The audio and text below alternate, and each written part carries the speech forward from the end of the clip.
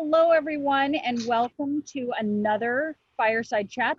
We are very thrilled to be among the very few New Hampshire schools, certainly the very few New Hampshire high schools, that will be opening full-time every day for every student on campus, and in addition, having a virtual option. So that really is a distinction. And our priority is that we plan to deliver the academic mission the best we can, despite the challenges thrown at us through the pandemic. And you'll hear tonight about how really every detail of school life has had to be rethought to make sure that we are able to keep children and adults healthy as they come to school. And so our goal, our number one goal is, other than keeping everyone healthy, is to open and to stay open. The last time we were together, we talked about health protocols and transportation, and at the end, we talked about sports schedules. If you haven't done so already, and you plan to have your child on either the first afternoon bus or the late afternoon bus, we really need to know. So please let us know by filling in the survey that Mark just popped a link into the chat. If you haven't told us already, what we need to know is your child committing to this for the trimester to come home on the bus right after school, or the late bus after activities and sports? We're trying to figure all that out. As you can imagine, it's an immense puzzle when you add in social distancing and that kind of thing. So tonight we're going to talk about traffic flow on the campus, and we're going to talk about student flow, which is really how students move through the campus and the buildings through the day. And we'll also have a couple reminders about retreats as well. Let's begin by talking about, sorry about that, let me get myself organized here. Let's start off with a reminder. Oh my gosh, I always need reminders. I had to confess, or I feel the need to confess to Mark Blaisdell constantly, that I was one of the worst Derryfield parents in terms of field trip forms and things like that. I have so much guilt. I still have guilt. So let me help you out by reminding you that every morning there's a quick questionnaire at 7:10 a.m. Your kids can download the Magnus app on your phone for you, very important, and help you figure it out. But it's a crucial step, because what we're trying to do is make sure every child's had their temperature taken and has been asked a series of health questions. And that's how we're going to screen off campus people who have symptoms of COVID, that are new symptoms, unexplained symptoms, things that they don't ever usually have. And that's important. So you get to practice that before your child comes to campus for the retreat. So student and new parent retreats are next week. Monday is going to be the retreat for the 8th graders and the 12th graders. Tuesday is going to be the retreat for the 11th graders. Wednesday for grades 7 and grade 10. Thursday for 6th grade and 9th grade. And then on Friday, we'll have our virtual parent retreat for all new parents. And that's just a wonderful event, really terrific to come to. If you forgot anything that I just said, and I can totally understand why, just check the Nuts and Bolts newsletter, which is the godsend for all of us, where all the details for the school can be found. So check that out. And if you can't find something in this week's Nuts and Bolts and you have a question, if you reply to Nuts and Bolts, you'll get my fabulous assistant, Dana Laviano, and Dana can get you the answer as well. So, and the other really important secret thing to know is that the landing page that is on our website, and you might be like, what? I'm not sure what that means. So go to www.derryfield.org. On that very first page, you're going to see a square in the top, or rectangle that says reopening. Hit it, and there are answers to everything to do with reopening that we know so far. The content from tonight's talk will be put there as well. So Mark, to get us started off, can you tell us a little bit about what families might expect in the middle school this fall? Sure.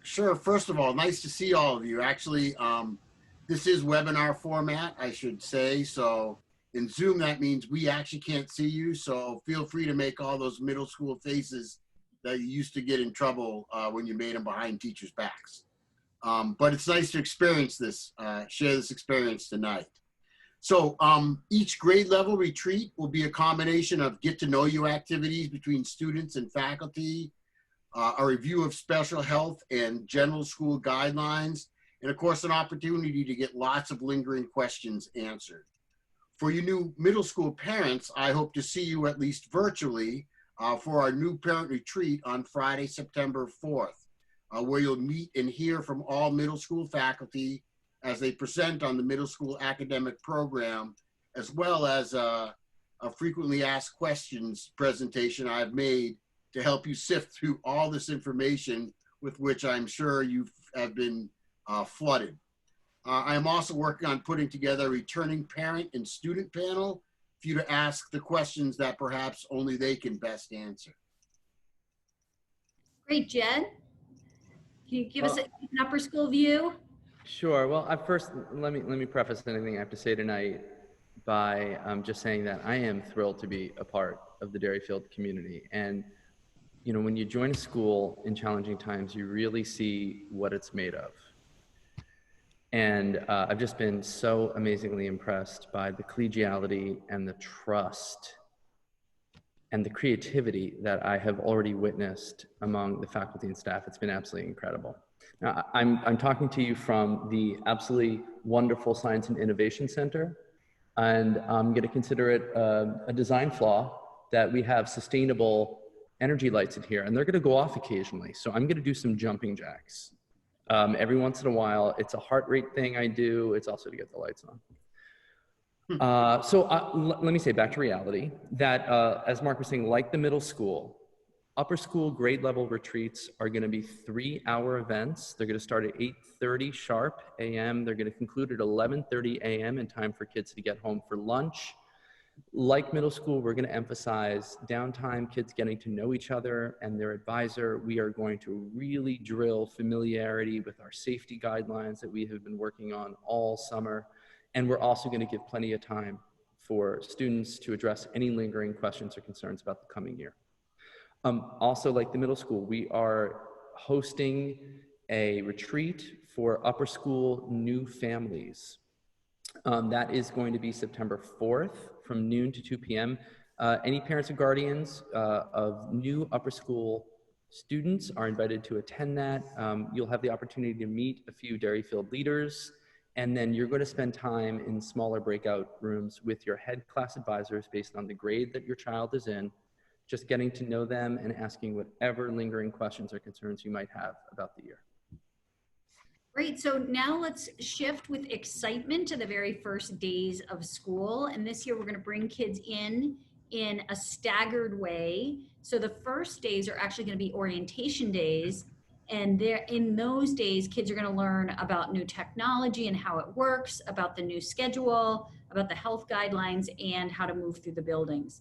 And so first we're going to bring our leaders, our 12th graders and 11th graders and 8th graders, the leaders in each division. They're going to come in Monday and Tuesday, September 8th and 9th.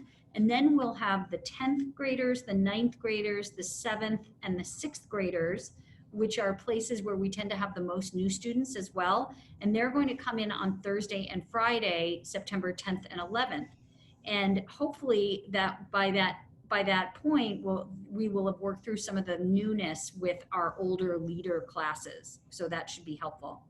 Our first formal day of school with the entire student body on campus is Monday, September 14th. So Mark, would you please describe how a middle school parent will drop off a child at school? Sure. First, I'm going to begin. I'm going to share a map that we've marked up.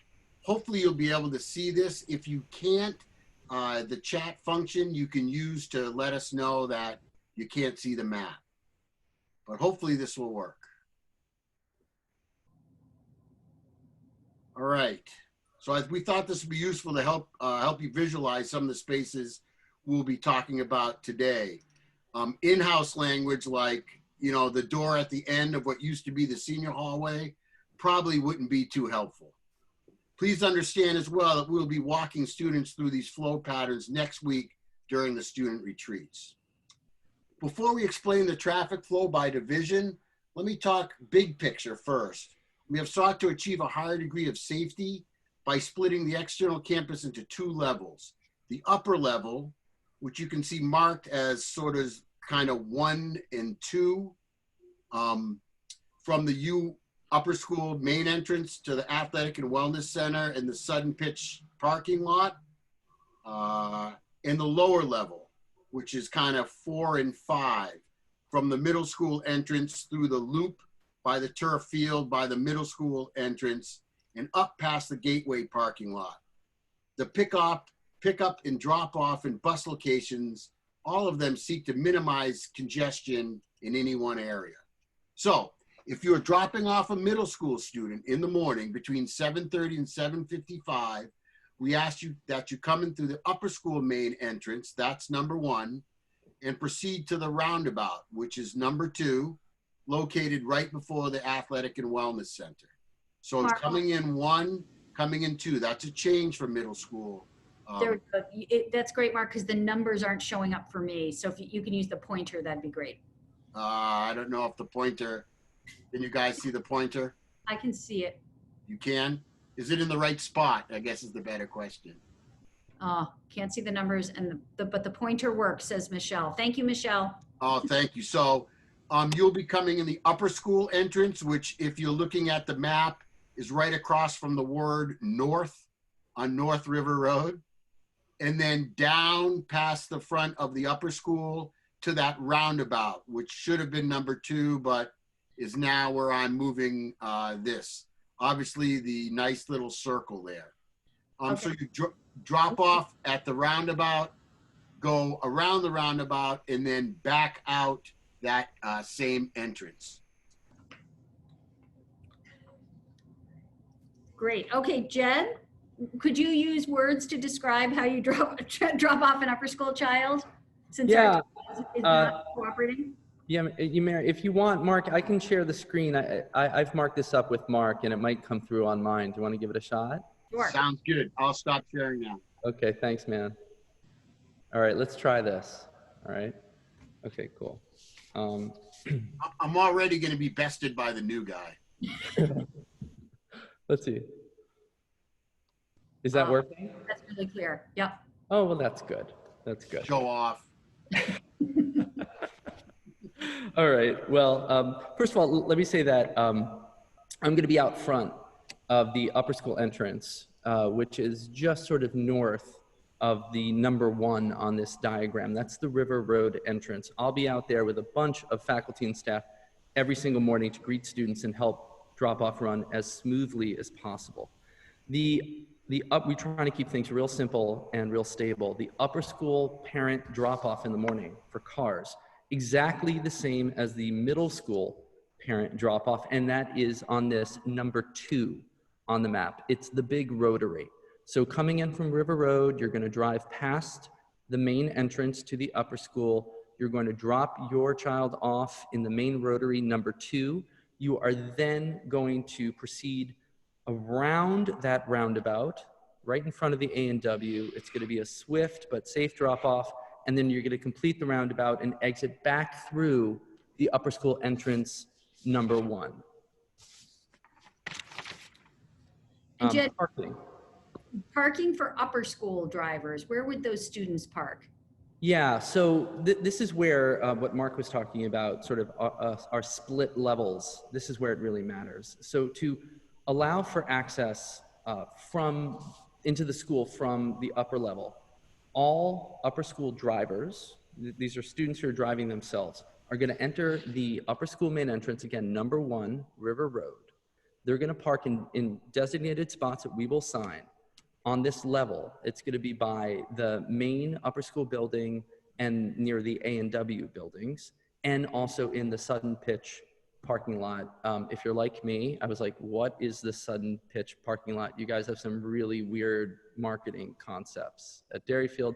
It turns out that that's just what this tennis and swimming club that's right next door to us. It's what they're called, and we rent access to their parking lot throughout the school year. So that is going to be, if you can see the main academic building, it's just south of number 2 on the diagram. All of those parking spots are going to be in the mix for upper school students and faculty and staff, we've moved them to the other side of the campus to park near the turf field. So we're prioritizing ease of access for these students. Mark, will you mind, now that we've got this version up, would you mind repeating where the middle school parents drop off and then the bus for all kids? Sure. So the middle school parents will also come in the same entrance, what was commonly called the upper school entrance, number 1, head down to number 2 with a roundabout and go back out 1. If you can imagine that traffic flow, all the buses will be coming in entrance number 5. So we're trying to keep the buses separate from the kids and parents dropping off in the morning, down to where 4 is, up behind the Athletic and Wellness Center, and dropping students off at 3. So you can see this is why parents using the loop road at 2 won't come anywhere close to the kids getting off buses, which if those of you who remember before was something that was, we always thought we could improve upon once we built that road that goes behind A&W. You'll also notice that means that all the students are dropped off, buses, parents, whether they drive, they all come to that upper level of campus. That's great, thank you. So now that we can envision our students coming out of the bus or out of the car, their feet are on the ground on campus, let's picture their travels to their first period class. So Mark, would you help describe that for middle schoolers? Sure. So the drop-off spots and building entrances first, they'll all be staffed with faculty admin and staff greeters, and students will be directed by grade to one of 7 different doors, all on the upper level of campus. For example, 6th graders will enter the building through the doors on the middle school side of the connector. 7th graders enter doors outside of room M18 in the middle school, while 8th graders enter through the doors outside room 10 in the middle school. School personnel at these doors will be welcoming students into the building and ensuring that each student within that grade has completed that Magnus health survey before she or he is allowed to enter. Again, it's simple. No completion, no entry, at which point students must report to another area away from the other students to meet with someone on our health team.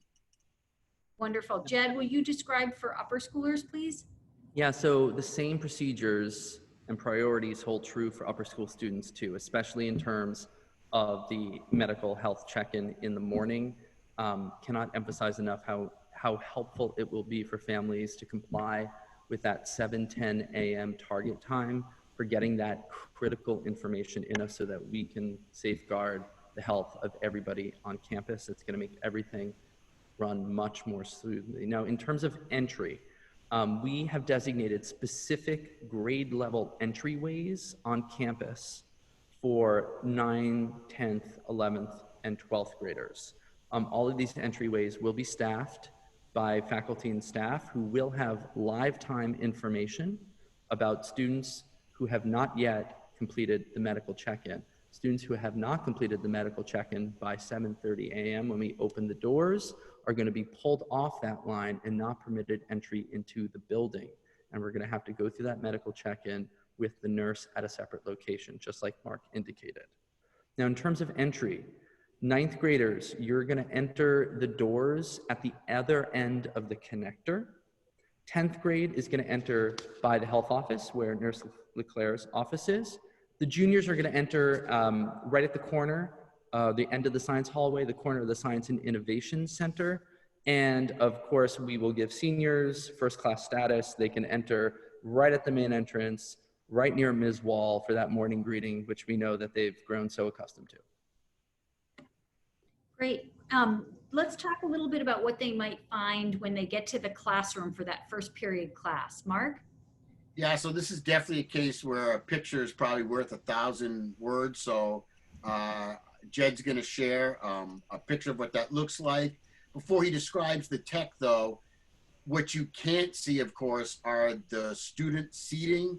Just remind you that all students are masked and socially distanced at 6 feet, as is the teacher, and that their seating location is recorded daily in case we need to provide tracing information to state officials.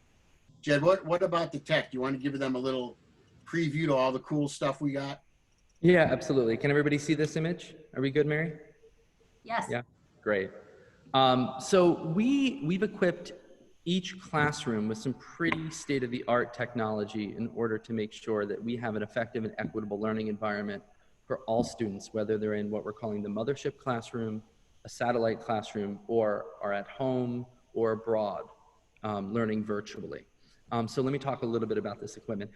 Down in the lower right of this image here, you're going to see this very bizarre alien looking thing. It's actually called a Snowball Microphone. It picks up ambient sound in the room, high fidelity.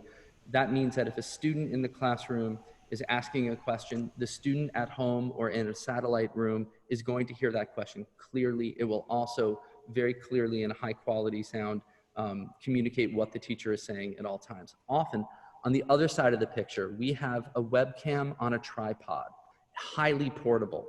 This webcam, some of them are wide angle, which means that the teacher can turn it to face the class, the actual students in front of him or her physically, so that students who are not in that mothership classroom are going to have an image of all of their classmates asking questions, learning, and they will be able to directly interact with them.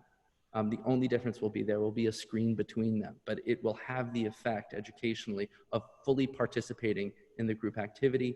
We can also flip that webcam around and we can get a really high quality shot, like in this instance of Mr. Tanner Reed at the dry erase board, so that students who are not in the mothership room are gonna they'll get the same field of vision that they would if they were right there with Mr. Tanner Reed in simpler times.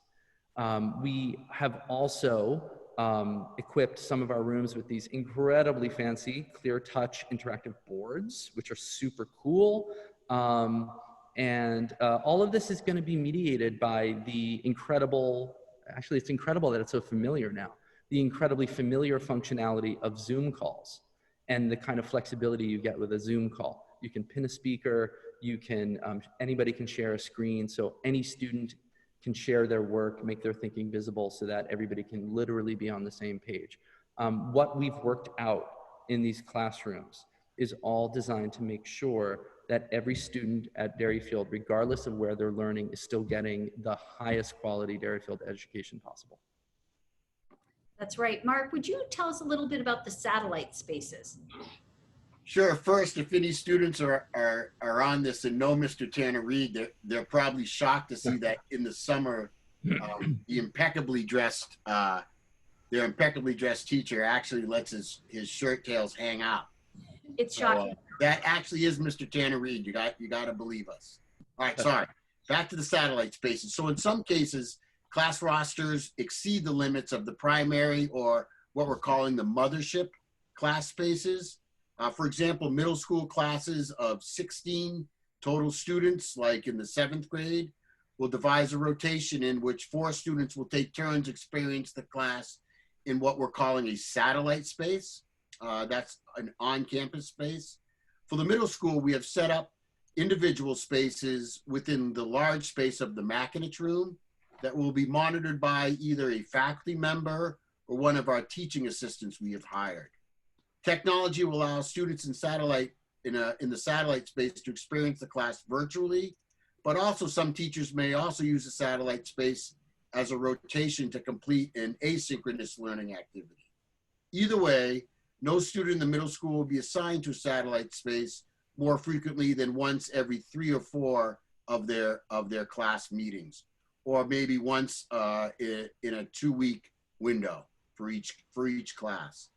I would add that using the Magnus room allows for the majority of middle school faculty to periodically check in with their satellite students if she or he feels it is necessary. I'm going to stop sharing my screen for a moment, if that's okay. This is a pretty good indication of what the mothership classroom technology is going to be like. But let me talk a little bit more about how we're organizing these different learning spaces. So upper school students are either learning in mothership classrooms, they are learning in satellite classrooms, which we have located as physically close to the mothership classroom as possible to facilitate floating by the teacher or teaching assistant between the different learning spaces. And we also, of course, have our virtual learners at home. Now, the tech setup is designed to allow all students, regardless of where they are, to not just observe, but fully participate in the learning that's occurring in the mothership room or in the satellite room. This is a very flexible technology. Now, safety guidelines do require us to split our classes in the upper school into stable groupings of students. This is for both managing contact, but also to facilitate tracing, and that these groups are going to rotate together through the mothership classrooms and the satellite classrooms on an alternating, equitable basis. No on-campus upper school student will spend appreciably more time out of the mothership classroom than any other student. We also have a number of teaching assistants to be present in classrooms if teachers need to teach remotely. And these teaching assistants are going to be in-person support for students who are following the online instruction that the remote teacher is delivering. And what would it be like if a student has a teacher who needs to teach from home due to their underlying health conditions or a short-term situation? Yeah, so for teachers who must teach from home, either for underlying or short-term health reasons, their rooms will be monitored by teaching assistants or a faculty or administration member, while they have the full capacity to teach from their laptops. We certainly proved that we were able to do that last spring.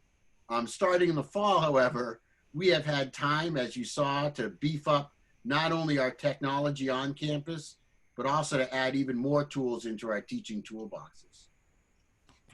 And what happens, Jed, when during blocks when upper school students don't have class or community activities like advisory? And while he's answering that, Mark, would you mind reposting that link from the beginning of the talk, but to panelists and participants? The link about the bus. Last one? Yeah, that'd be great. So Jed, what happens when you don't have class? So when upper school students do not have a block that's assigned to learning in a classroom environment, what we call free periods or free blocks, safety guidelines require us to maximize the amount of time that students are supervised by faculty and staff, and that's to ensure compliance with our COVID-19 measures. So upper school students do not have free periods this year. All unassigned blocks are now supervised study halls in the A&W Center.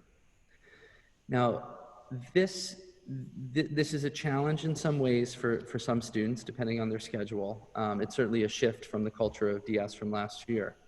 But I actually think this is an opportunity, these supervised study halls, to really reduce homework load. So this is a great opportunity for students to do their homework, to study for assessments, to prepare for class, so that when they get home, they can be home. They can be present, they can relax, and they can recharge their batteries with their families. We will also offer the families of 12th graders an opportunity to provide permission for their students who have unassigned first or seventh block classes to come late to campus or leave early, provided that everybody understands that once a student leaves campus, they are not permitted to return to campus. So that means that if a student has athletics after school or an activity after school, they are not going to be permitted to leave during seventh block and then come back for that. So it's only on the days where they don't have any after school commitments that this will be possible. We're going to roll out this permission process for the families of 12th graders in the middle of September, once we get our feet on the ground a little bit, and then we'll probably start that process a week later, late September, and you'll hear from my office around this. Great. So now let's visualize students moving through the buildings during the day. Mark, would you get us started visualizing how middle schoolers are going to move around their space? Sure. So first of all, so that you know, all attendance will be taken at the beginning of students' first period class, which begins at 8 a.m. And we have built in 15 minutes of passing time between classes to allow faculty to just kind of stagger their dismissals, which will help reduce congestion in the hallway. Now in the middle school Horseshoe, for those of you that are familiar, it's the way that our rooms are kind of all organized around the middle common room. We have the added advantage of using the 3 wings somewhat separately by grade. And for those that don't know, there are secret doors, kind of like you find in the Clue board game, between each of these rooms that will also help to reduce hallway traffic. Additionally, all the hallways in the middle school will be marked much like roads, dividing into 2-way traffic. And the same holds true for upper school hallways too. So we've made the stairways that link the 3 floors of the main upper school building. We've made all those stairways unidirectional, like what you're seeing in supermarkets. And that's an effort to keep students moving and also to maintain social distancing. Thank you. Let's talk about lunch, some people's favorite subject. Mr. Blaisdell. Yeah, so hopefully I did it right this time. I just dropped a link to the meal plan survey that went out a couple weeks ago in the chat box. That really has details. The lunch plan is obviously different, has to be different this year. Please, if you haven't filled that out, even if you're not opting for the meal plan, responding no lets us know, a better idea of how many parents have actually looked through and answered that survey. I'll tell you right now, it's a little thin. We've only had, we're still under halfway, about half capacity in terms of the responses to that. So it's a little hard for us to tell celebrations how many lunches they can start to plan on. We definitely need to know that as soon as possible so that we can get that all ready to go. So as the survey indicates, lunches will take place in classrooms this year due to these restrictions on large gathering. In our schedule, lunch bisects the academic schedule. So students have 2 classes in the morning and then a full 60-minute lunch that falls between 10:45 and 11:45 a.m., followed by 2 classes or a community meeting in the afternoon. As you see from the survey, if you sign up for the meal plan, lunch will be actually delivered to the individual classrooms that meet the periods before the lunch break, which is either block 3 or block 4. To organize all this is why we need information in a timely manner. Please note that the lunch plan does not include a drink, so students should be bringing their own beverage in daily. That's any students.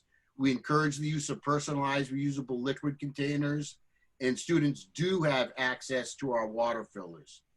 Just remember, anything you send students with, especially lunch boxes and water containers, be sure that they label all their items. I want to add a couple more things. The upper school lunch is going to be administered in much the same way that Mark has mentioned, blocks 3 or 4 in the fall trimester in classrooms. So where students are learning for block 3 or 4, that is where they will remain with adult supervision for them to have lunch. But a couple of things I really want to emphasize.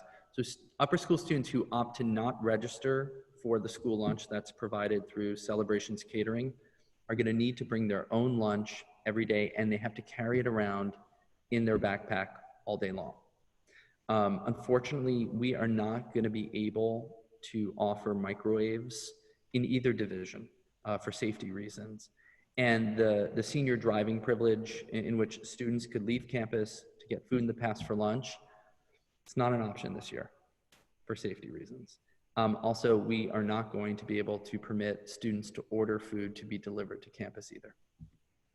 I think that was nice that we had the new guy have to say all the sad things. It was Yeah. not Think about it, Mary. I have no relationships to rupture. It's great.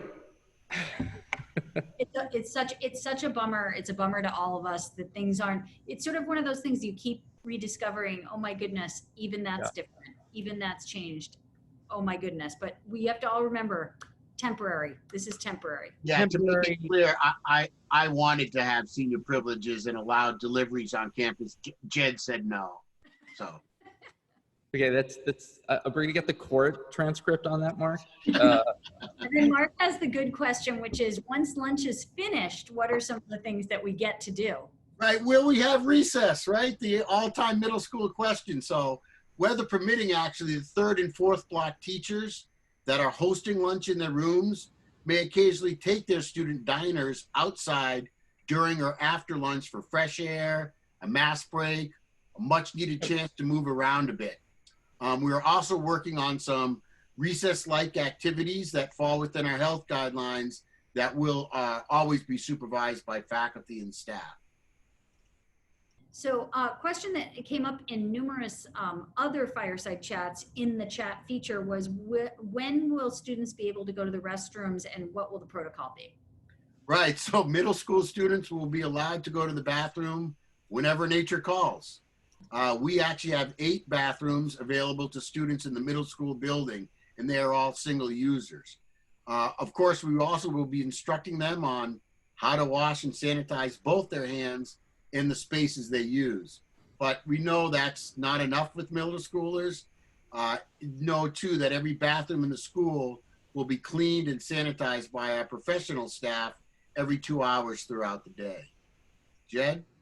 Yeah, like the middle school, upper school students are going to be permitted to use the bathroom facilities whenever they need to. We are going to follow the same rigorous cleaning procedures that Mark just outlined in the middle school. We will do the same thing for upper school bathrooms. We do not have single-use bathrooms in the upper school, and so we are going to be posting signage that is going to indicate the capacity limits on each bathroom to mitigate congestion in the space.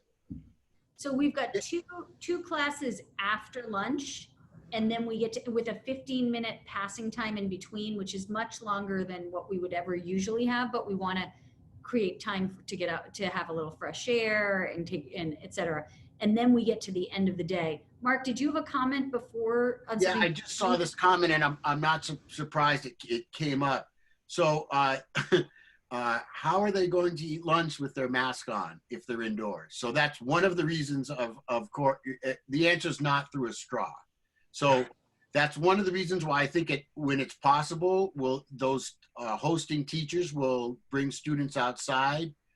Those that don't, this will be a time, there's no way around it, where students will have to take off their masks. Of course, remember, they are all 6 foot distanced. They will not be moving around once they start eating lunch. They'll finish their lunch, re-mask, and if they're inside, at that point, we'll get a chance to go outside. So very good question. I hope that clears that up. Let's see. So I'm sorry, Mary, you asked, after school for middle schoolers. So after school, what's after school like? So first, I am thrilled that we are excited with the addition of our 6th graders to our after-school athletic program. Hooray. With middle school teams concentrating on skills and drills and continued emphasis on leadership in every grade through athletics, especially for our 8th graders. This is a great year to integrate the younger students into our sports program. Middle school athletics will meet after schools on Tuesday, Thursdays, and Fridays this fall from 2:45 to 4:15. So the length of practice you can see is a little longer, and the trade-off is that it won't be every day after school. It's going to give us a great sort of glimpse at a different model for middle school sports. As a reminder, too, this year's relaxed dress code will enable students to come to school actually dressed for sports if they choose, which will cut down on the need to change in the bathrooms at the end of the day. Obviously, the locker rooms will not be open to any students, upper or middle school. Students not involved in the middle school sports program can be picked up between 2:30 and 4, and this is in front of the middle school. If you are picking up a middle school student after sports, that would be between 4:15 and 4:30. That too will be in front of the middle school. And I'm going to share a graphic at the end of this presentation that kind of shows all this, all the information about pickup at the end. Finally, if your child is remaining on campus to be picked up later in the afternoon study hall, which runs between 2:45 and 6 p.m., that will be in the Athletic and Wellness Center. And you will need to pick him or her up there from study hall. So that's sort of that loop that we talked about when you come in the upper school entrance. If you do plan on using an after-school study hall, and this is true for the middle school and or upper school, we ask that you notify Andrea Stevenson, if that's a middle school student, or Diane Wall, if that's an upper school student. Both of them are exceedingly patient, and we will need to know that information so we can maintain accountability for your child or children. Yeah, let me say a few words about after school for upper school. So upper school students are either going to attend athletics after school, and let me remind you that upper school students are still required this year to participate in at least 2 athletic seasons. It's still possible, what the school started in March, it's still possible to fulfill these academic requirements by working out at home. If that is the best option for your child, or if that's the only option for your child, please just contact the athletic director's office to arrange for at-home fitness. And also, as usual, Derryfield will be processing applications for independent athletic activities. Again, contact the athletic director's office if your child participates in a sport that Derryfield does not currently offer. We are also going to be offering after-school activities. In the upper school, we're going to be doing that 1 day a week after school. It will be consistent with your student participating in athletics and also choosing to participate in that activity on a weekly basis. That will be, the coaches will understand that, and we will accommodate that. That will be up to the student athlete and his or her family. On Wednesdays, we are not having a late start. We instead are saying that there will be no athletics. There will be no middle or upper school athletics. There will be no activities available after school on Wednesdays. We are reserving that day for continued faculty professional development and learning. We are committed to that and making sure that our teachers remain at the top of their game. Although on Wednesdays, even though there will not be athletics or activities, we will still offer supervised study hall from dismissal at 2:45 until final pickup at 6 p.m. in the Athletic and Wellness Center. Right, so this obviously was a ton of information. So let me share this quick visual. Hopefully you can all see it. Thumbs up, I guess, Mary and Jed, if you can see that visual. Thank you. So feel free to take a screenshot if you want, or you can old school, just take a photo of this on your phone. Know that we will be evaluating this flow plan continuously and will make adjustments if needed. This flow chart, like all of our information, will be on the landing page at that www.derryfield.org website that Mary talked about earlier. Great. So I'm going to choose some questions from the chat that have not been answered before in the landing page. So these would be new questions. I may pick questions that we don't know the answer to, because one of the benefits of these chats is that you all provide for us note on details that we actually have to address. So if I say a question out loud and we don't know the answer, I might send it right to one of my colleagues listening to jot down. So let's see, are the new parent retreats only for new parents who are, meaning new to the school? And I think what she's asking is, there have been times where it was parents who were, had 8th graders who are now new to the upper school, sometimes attended the upper school. Yeah, so the way that we've organized the upper school, I'll speak for the upper school here, Mark. I think that's probably the only thing that's relevant. The upper school new parent retreat, I mean, the way that we're designing it, I think that if you already have your student enrolled, if you've gone through the middle school at Derryfield, it will probably not be very interesting. It will not contain a lot of important information for you that you already don't know, or that won't be communicated through other channels very quickly. We are really organizing in the upper school, the new parent retreat, to really target whatever questions or concerns families that are brand new to Derryfield have. If there are things that families who have already been at Derryfield for some time, if there are any kind of questions or concerns about your child entering ninth grade, then I would encourage you to be in touch with me. I will find the answer, or I'll connect you to somebody who knows the answer. We have a question about buses. Oh, I'm sorry, Mark, did you want to Yeah, answer? so we, and there's a few of you out there, we often get when parents who've putting their second or third or fourth kid through the middle school sometimes come to the retreats again. You feel free to do that. We will be doing some breakout sessions by advisory. So if you do come along, it might be a chance to kind of network with some of the new parents. So feel free to do that if you're interested. So a question we have is, do the buses start running on the orientation days, or do they start running on that first full day of school for everyone on Monday, September 14th? Do we know the answer to that yet? I believe they're running on the retreat days. Not next week. They don't run next week. They start running the staggered start week after. And one of the advantage of the staggered start is it's not only going to give us in the school a chance to work through anything that we may not have thought of, which is probably some things. We have enough humility to know that. It's also going to give the bus drivers a chance to figure out how long it takes their routes, work through some of their bus protocols as well. So that will start that not next week during retreats, but fully for that the week after. Oh, so the date of that is the 8th. So that's September 8th. So we have a question here about the mobile app. Does a parent have to use the mobile app? The daily screening form does not appear when you click the link on the student health form. It has to be the app. I mean, I secretly have the head of all digital communications, Annie Branch, sitting right next to me. So she's feeding me information. It does have to be the app. And again, you might want to get some help downloading that before we go live next week with your kids, and feel free to call the school if you're having trouble.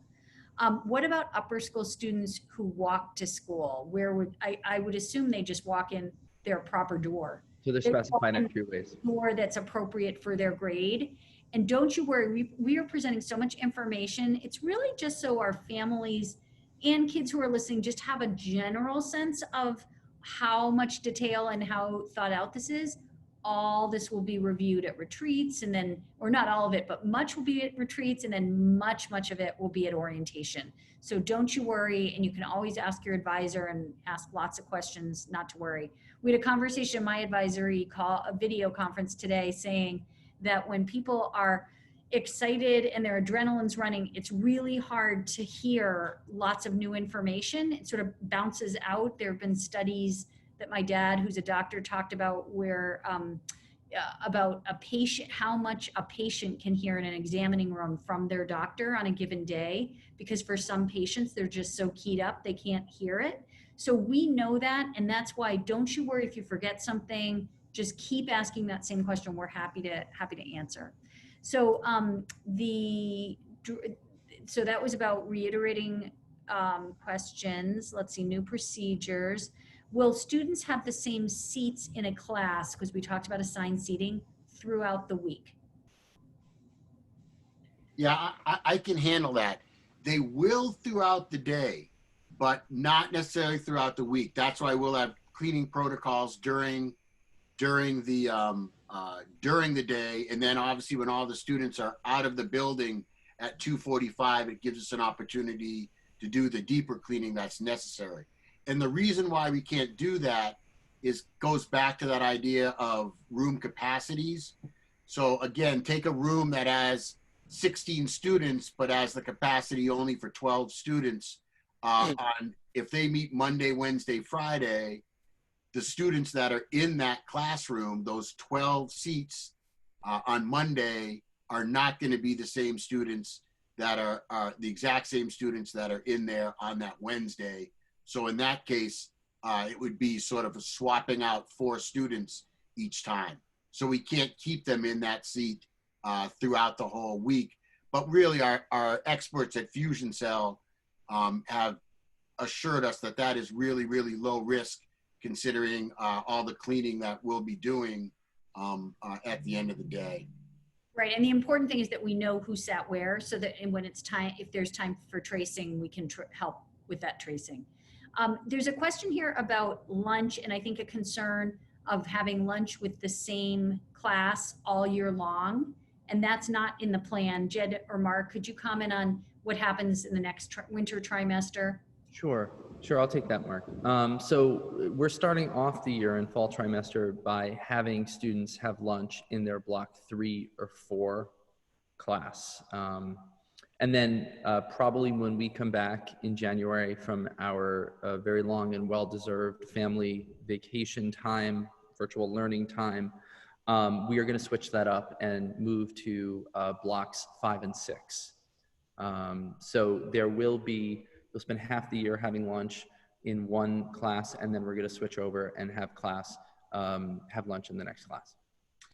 And to clarify, just for middle school, if you haven't visualized this yet, we are able to because there's because all the students in each grade take the same subject, all the same subjects. We will switch to 5 and 6, so they'll be with a different teacher. But remember that cohort that they are in the middle school will be the same for all of their classes. Which those of you who've been through the middle school or know how I typically do it, I am usually the social engineer trying to split and get as much mixing with middle schoolers as I can. But this year, it's just one of those things that health protocols dictate that we've got to do it differently. So question is, when will rosters be available to see for classes on MSA? Mark, why don't you take that? Well, that's interesting because as far as I knew in the middle school, you should be able to see them. Same with the upper school. She says yes. She says they're available now. Yeah, we released it in the upper school as well. That's great. That was a trick question, I think. Yeah. But you passed. Good job. Good job. It worked, Mary. It worked. Presto! I just did it. They're available. So a question about kids who drive. Can they leave all their gear in cars so they don't have to carry things through the day? We tend to have a rule that you don't go to your car during the day. As you can imagine, that's not the safest thing to have happening on campus. But I don't think I've had a conversation specifically about that. Jed, have we had a conversation about? Oh, Annie's nodding. Oh. Yes. Okay. So we'll get back to you on that with more detail. How about that? Great. Yeah. All right. So prior to eating lunch, students should be washing their hands. Have we thought yet about avoiding lengthy bathroom lines to allow for this? So one of the benefits of us having 75-minute blocks, what we've been planning for is that we do not expect teachers to teach continuously from minute 1 to minute 75. We're encouraging teachers to think of the 75-minute block as actually a mix of different activities. And some of that means that we are going to encourage teachers to say to students, especially in their block 3 and 4 classes for fall trimester, that they should end the learning a few minutes before the end of the block and the lunches are ready, to make sure that we are staggering access to hand washing stations. It's going to be, it's hard to coordinate that perfectly. Teachers are going to have to stick their heads out the door and sort of get a feel for what the traffic in the hallway is.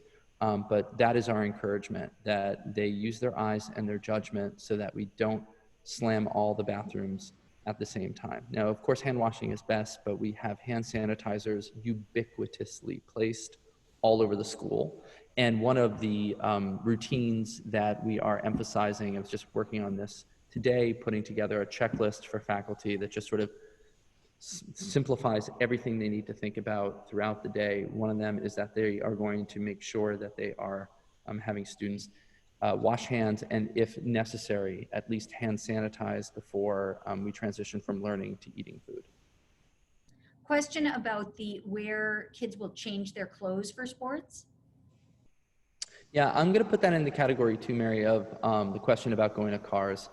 We have talked about that. I don't think that I think that there was good consensus in the room. I don't think that we've made a decision, and I'd like to just involve more people in clarifying that for the parent community, but we'll get back to you soon.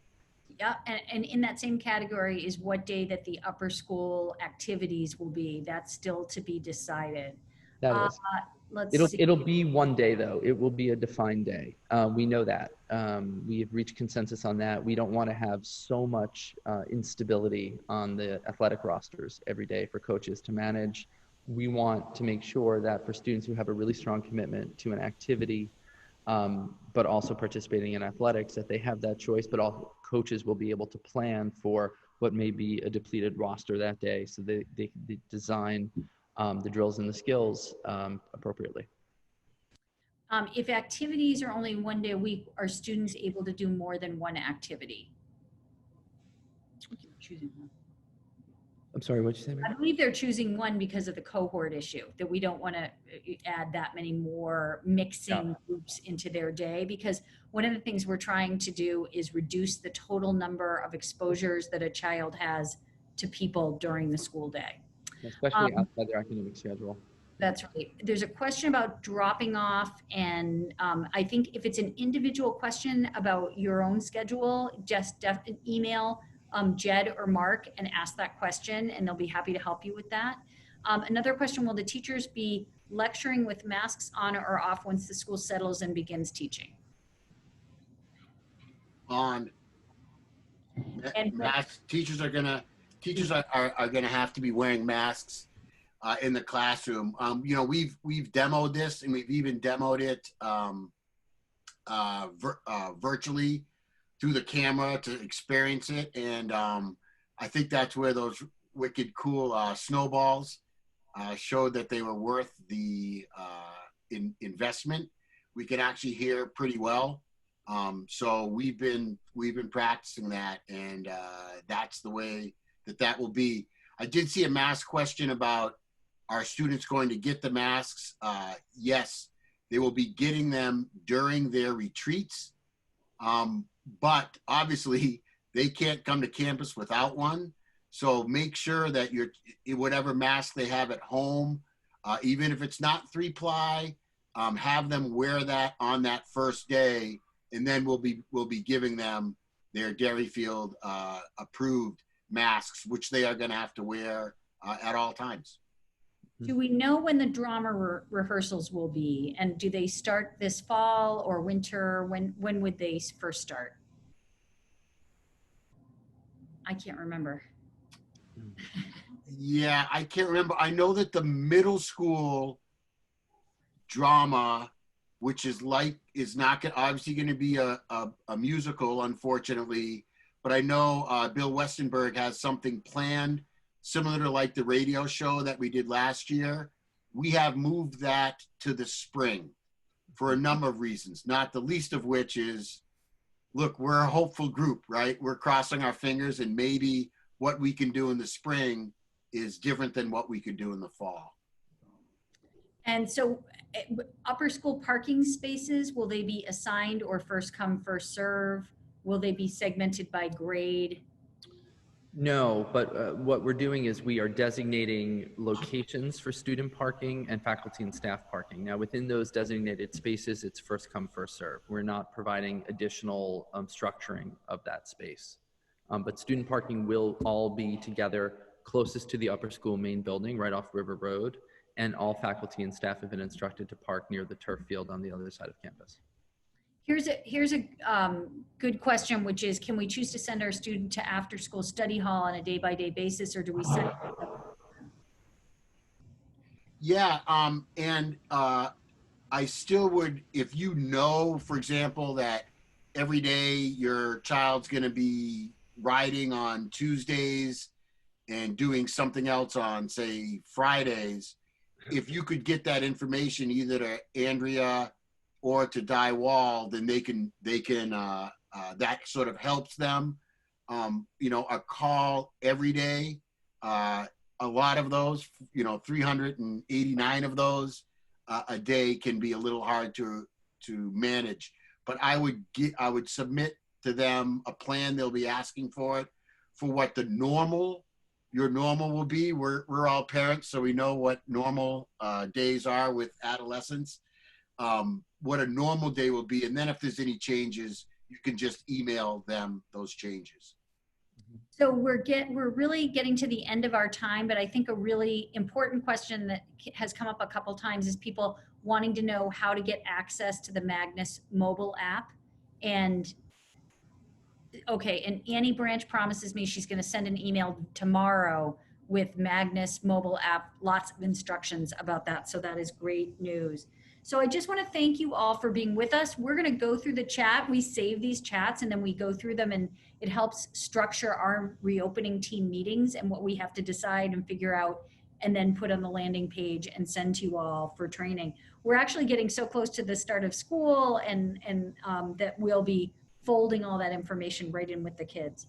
So I just want to thank you all so much. I also want to thank you. So many families have just been so kind and encouraging to the faculty and staff in their emails and comments. And they are for sure my heroes, along with our incredible tech department, our buildings and grounds crew. They are just working. They're all working all night right now. They're going to work through the weekend. Their dedication is tremendous. The administrators, incredible dedication, and of course our faculty. So I just want to thank you all, and I want to thank Jed and Mark for being my special guests tonight. Thank you so much. So everyone, good night and have a wonderful weekend, and can't wait to get started next week. Bye-bye. Cheers, everyone. Bye.